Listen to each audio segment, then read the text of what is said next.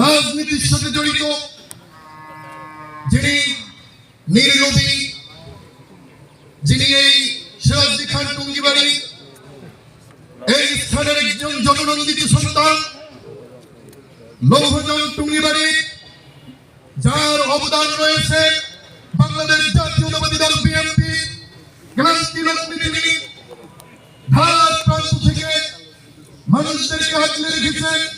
জনাব অ্যাডভোকেট আব্দুল সালাম সাহেব, আমরা অত্যন্ত ধন্যবাদ জ্ঞাপন করছি এবং আমাদের পক্ষ থেকে আমরা শুকরিয়া আদায় করছি, তাকে আমরা আমাদের মাঝে পেয়েছি বলে বলি আলহামদুলিল্লাহ। আলহামদুলিল্লাহ।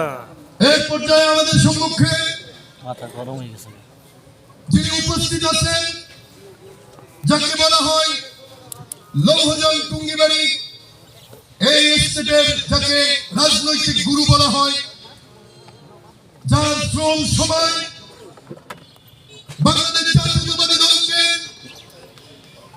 নিজের শত্রু ছায় আগলে রেখেছেন, সেই জনাব আলী আসগর রিপন মল্লিক সাহেব, আমরা তাকে পেয়ে আমরা নিজেদেরকে ধন্য মনে করছি বলি আলহামদুলিল্লাহ। প্রিয় বন্ধুগণ, এখানে উপস্থিত আছেন প্রশাসনের লোক, এখানে উপস্থিত আছেন বিএনপির অঙ্গ সংগঠনের লোক। আপনাদেরকে সামনে রেখে আমাদের বাংলাদেশ জাতীয়তাবাদী দলের যিনি এখন নেতৃত্ব দিচ্ছেন, যাকে আমরা পার্লামেন্টের লিডার হিসেবে পেতে চাই, তার কাছে আমার একটা আবদার থাকবে সমস্ত ওলামায়ে কেরামদের পক্ষ থেকে।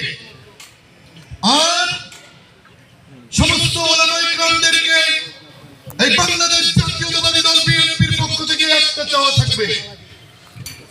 ওলামায়ে কেরামদের প্রতি আমার আবদার, আপনারা সবাই প্রত্যেকটা সমাজ থেকে মানুষদেরকে উদ্বুদ্ধ করে দিন ইসলামের সপক্ষে কথা বলার জন্য আপনারা হলেন সমাজকে আলোকিত করার লিডার।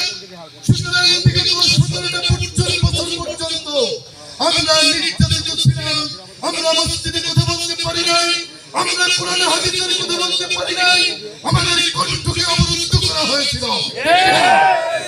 সুতরাং অ্যাডভোকেট আব্দুল সালাম সাহেব, আপনার কাছে আমাদের দাবি, আপনি যদি পার্লামেন্টে যান, বাংলাদেশ জাতীয়তাবাদী দল বিএনপি যদি পার্লামেন্টে লিডার হয়, আপনি যদি সেই লিডার পরিষদের সদস্য হন, আপনার কাছে আমাদের দাবি, সংসদে আপনি আমাদের পক্ষ হয়ে, ইসলামের পক্ষ হয়ে বক্তৃতা রাখবেন, যাতে করে এদেশের ওলামায়ে কেরাম দল মত নির্বিশেষে কোরআনের কথা বলতে পারে।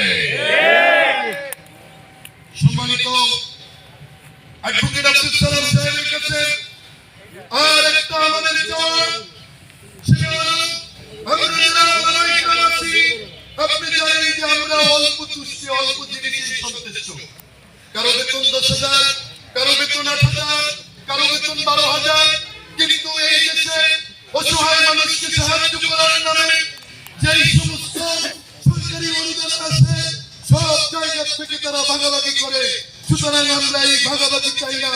আপনার মাধ্যমে সংসদে আপনি কথা বলবেন এবং আপনার এই জায়গার ভিতরে আপনি ভূমিকার মাধ্যমে, বক্তৃতার মাধ্যমে আমাদেরকে সারা দেশটাকে জানিয়ে দিবেন এই যে টিসিবি বর্তমানে যে একটা ত্রাণ আছে, যেটা মানুষ যার 2-3 ছেলেও বিদেশ, 1-2 ছেলে বিদেশ, তারাও গ্রহণ করতেছে। কিন্তু আপনি জানেন সম্মানিত সভাপতি সাহেব, আমার আপনাদের ভালো অবগত আছে এই টিসিবির মালটা যাদেরকে দেওয়া হচ্ছে তারা অনেকেই এটা পাওয়ার যোগ্য না। তারা সেটা নিয়ে নিচ্ছে, কই দেখতে তো পেলাম না। আমার মসজিদের ইমাম সাহেব 8,000 টাকা বেতনের চাকরি করেন, আমার মসজিদের ইমাম সাহেব 10,000 টাকা বেতনের চাকরি করেন, 3টে সন্তান আছে, মাদ্রাসায় লেখাপড়া করায়। সুতরাং প্রত্যেকটা ইমাম সাহেবকে যদি আপনার নেতৃত্বের মাধ্যমে, আপনার নেতৃত্বের মাধ্যমে প্রত্যেকটা ইমাম সাহেবকে যদি এই টিসিবি নামক এরকমের একটা নিম্নতম সাহায্য করা হয়, 2টা করে কাজ দেওয়া হয়, যদি কোনো বিনিময় না নেওয়া হয়, তবে আমি মনে করি আমরা যারা সাধারণ ওলামায়ে কেরাম আছি আমাদের কিছুটা হলেও উপকারে আসবে, ঠিক কিনা?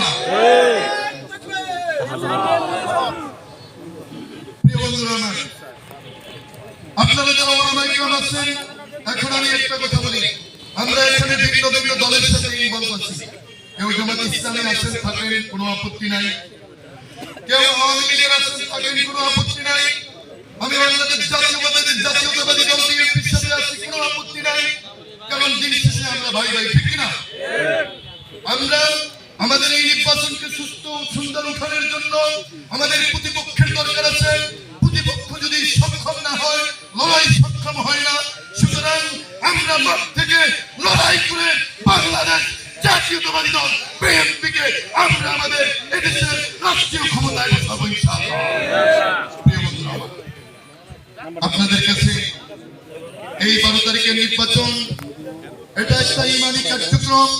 12 তারিখের নির্বাচন দীর্ঘ 17টা বছর নির্যাতিত নিষ্পেষিত হওয়ার পরে আমরা যেই আশার আলো দেখতে পাচ্ছি, সেই আশার আলোকে সুন্দর সার্থক করে একেবারে আমরা যাতে করে সুস্থ সুন্দর মতো কথা বলতে পারি, এই ব্যাপারে আমরা ইনশাআল্লাহ খেয়াল রাখবো।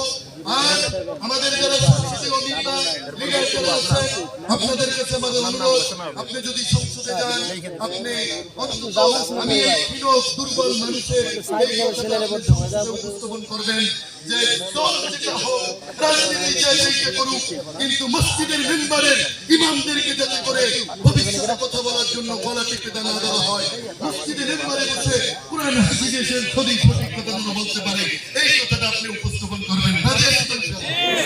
আল্লাহ তাআলা আমাদের সকলকে বুঝার আমল করার তৌফিক দান করুন। আলহামদুলিল্লাহ।